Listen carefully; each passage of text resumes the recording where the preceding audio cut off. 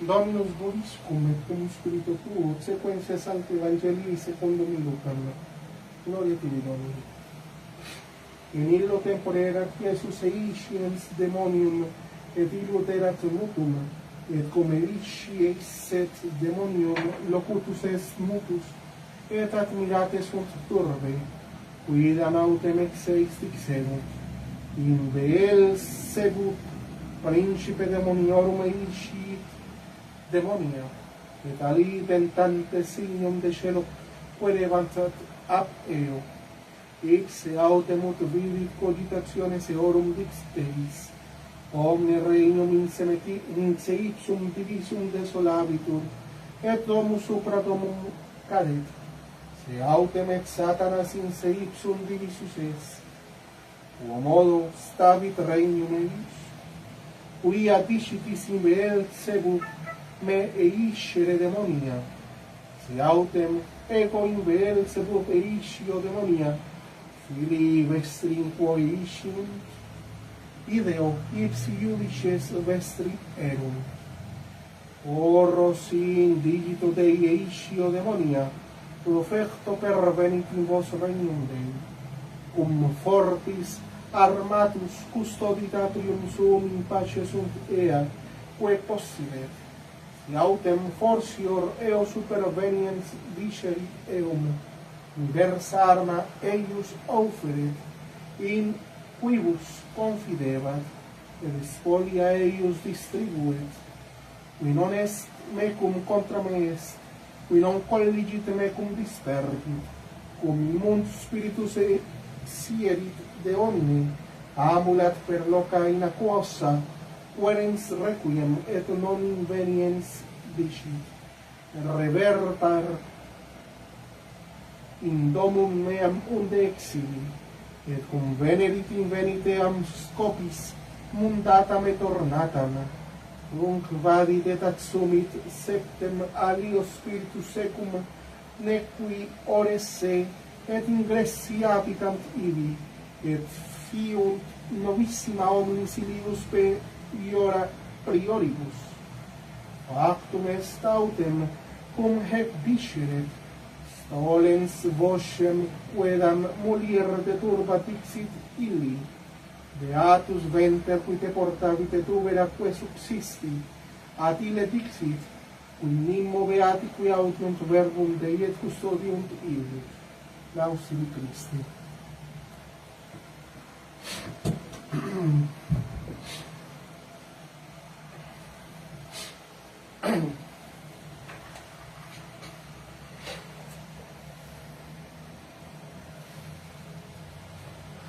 Sote ergo imitatores Dei sicut filii carissimi, in Patris et Filii Spiritus Sancti.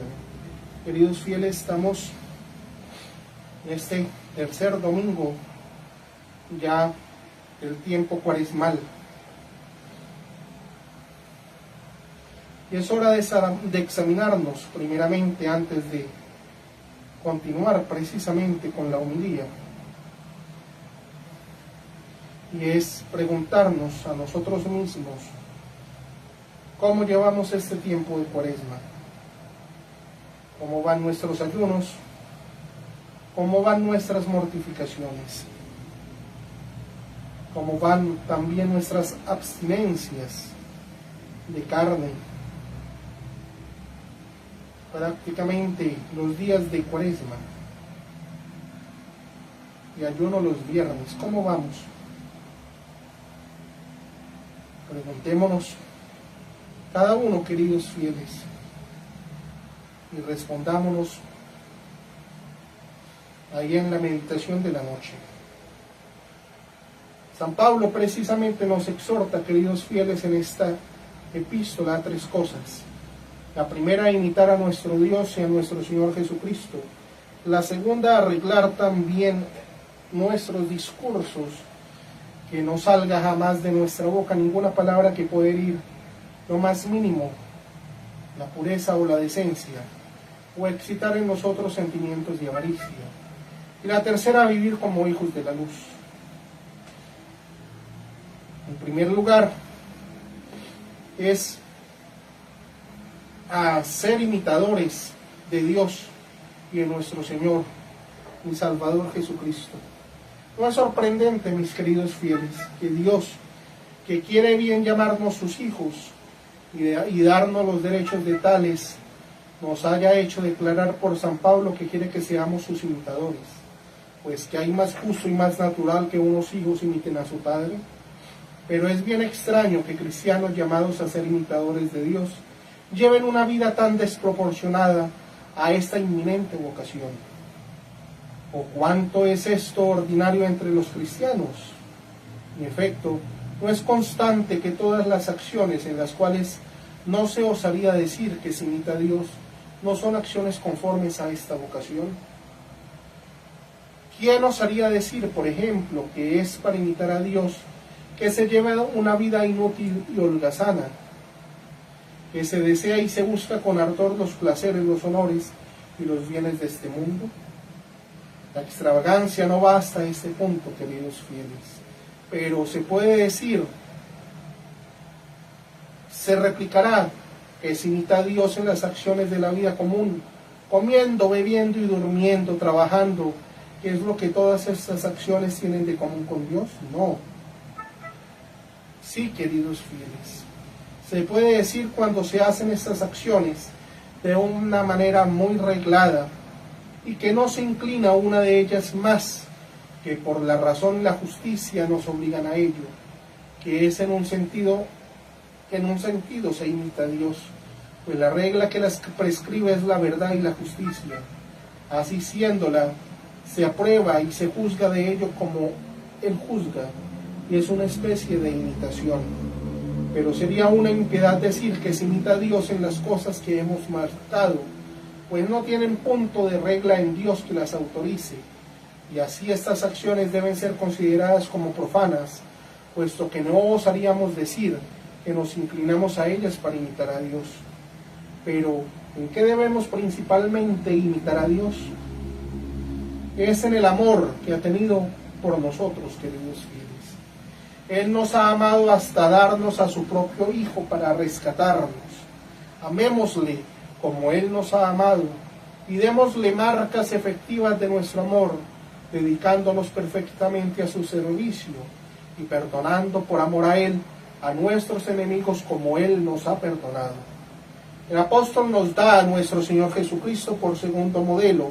Él se ofreció por nosotros a su Padre y por un exceso de amor hacia nosotros se hizo víctima y se entregó a la muerte por nuestra salvación. Es este amor lo que San Pablo nos propone para excitar el nuestro y que será nuestra condenación si no respondemos por aquel que debemos tener los unos por los otros. Este ejemplo debe pues enseñarnos a consagrar nuestro tiempo, nuestros bienes y nuestra propia vida para nuestra salvación, la salvación del prójimo, y a llevar una vida tan pura, tan inocente y tan santa, que todas nuestras acciones y nuestras propias personas sean oblaciones de un olor agradable ante nuestro Dios y dignas de serle ofrecidas. En segundo punto, queridos fieles, que el apóstol nos invita, como ya os he dicho, es precisamente arreglar también nuestros discursos, que no salga jamás de nuestra boca ninguna palabra que pueda herir lo más mínimo la pureza o la decencia, o excitar en nosotros sentimientos de avaricia. La impureza y la avaricia, queridos fieles, son como dos mares que parecen haber inundado toda la tierra, y hay muy pocas personas que se garantizan de ese diluvio. San Juan Crisóstomo, comentando precisamente esa epístola, observa que las palabras deshonestas son como un pasaje a la impureza, las insensatas y las bufonas a la disipación y a la loca alegría, y que nada mantiene tanto entre los hombres el espíritu de avaricia o el amor excesivo de las riquezas, como las conversaciones continuas que tienen sobre los bienes de la tierra o sobre las ventajas que pretenden sacar de ellas quienes las poseen. La palabra es el alimento del alma, sea para el bien o sea para el mal. Como aquellos que hablan a menudo de Dios o que oyen hablar, se llenan de Él. De mismo modo es necesario que aquellos que hablan de cosas deshonestas, o de bienes de la tierra, o de las locas alegrías del mundo, o que oyen hablar de ello, llenen también su espíritu y su corazón. La experiencia de que los hombres hacen cada día impresiones desagradables, que los malos discursos causan en su corazón, y de los estragos que una sola palabra es a veces capaz de hacer, debería darles un verdadero horror por todos los discursos indecentes e incluso por todos aquellos que halagan de cualquier manera y en cualquier lugar precisamente de su codicia. No hay que creer, mis hermanos, que no se cae, por ejemplo, en la avaricia más que amasando bienes con avidez. Se cae en este vicio y se vuelve uno avaro cuando se concibe un amor desarreglado por los bienes de este mundo.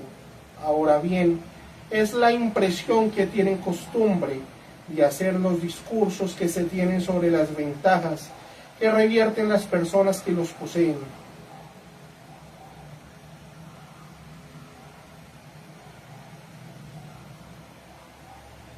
En efecto, es muy difícil oír decir que es necesario tener bienes para pasar esta vida, que los que tienen son felices, que no hay más que este medio para ser considerado, que los que no tienen llevan una vida triste.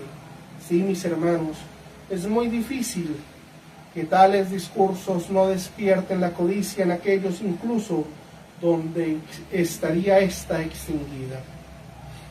Se debe pues mirar, según el espíritu del apóstol, como discursos escandalosos las alabanzas de las riquezas, y es por eso que las prohíbe, porque llevan una especie de contagio en las almas.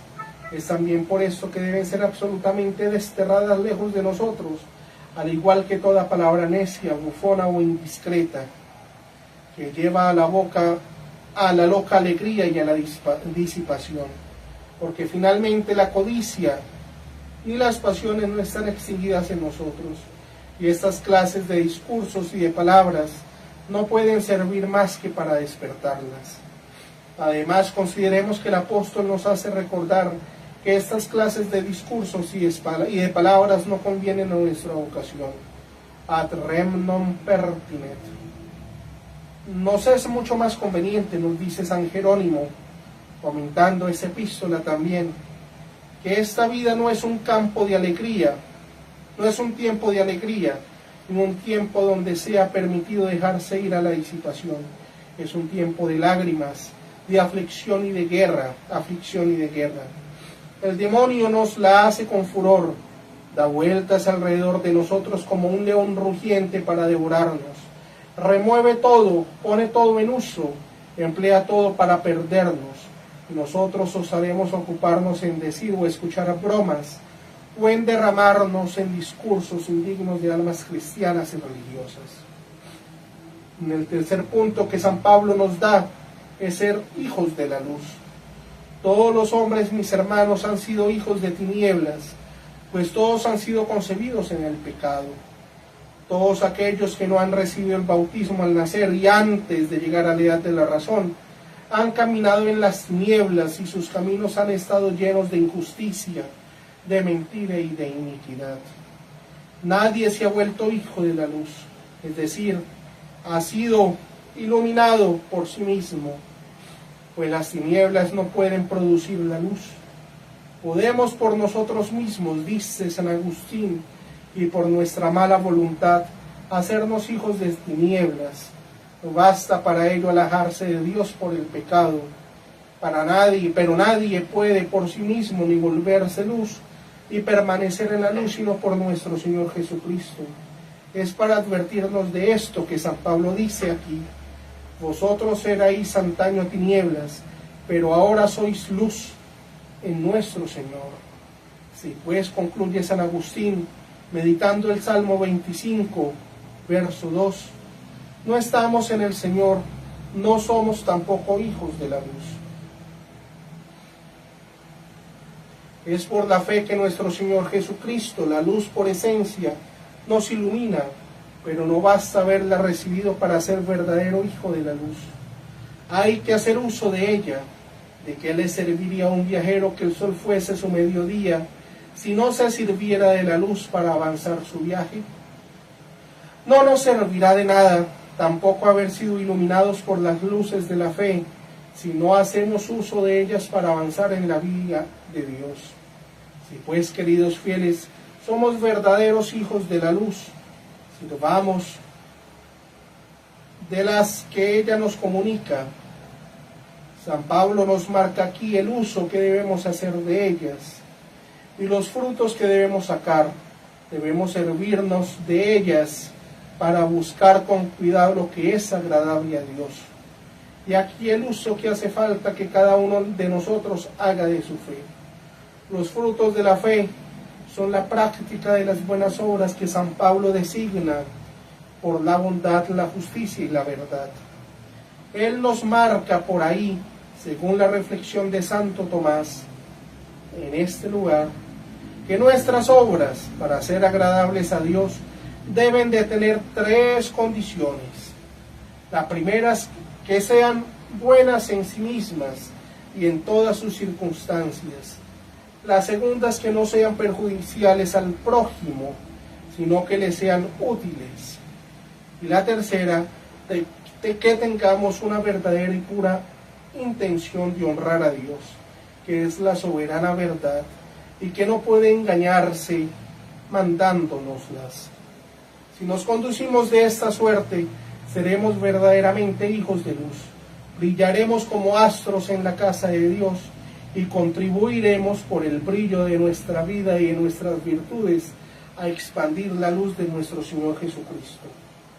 Para hacerlo con más fruto para el prójimo y utilidad para nosotros, en primer lugar, imitemos a Dios devolviéndole amor por amor y a nuestro Señor Jesucristo, su Hijo, contribuyendo en todo lo que pueda depender de nosotros, por nuestras oraciones, por nuestras obras, a la salvación del prójimo.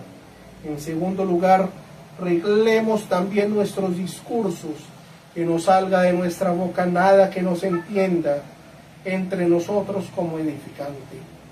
En tercer lugar, comparemos a menudo lo que hemos sido por nosotros mismos con lo que somos por la misericordia de Dios.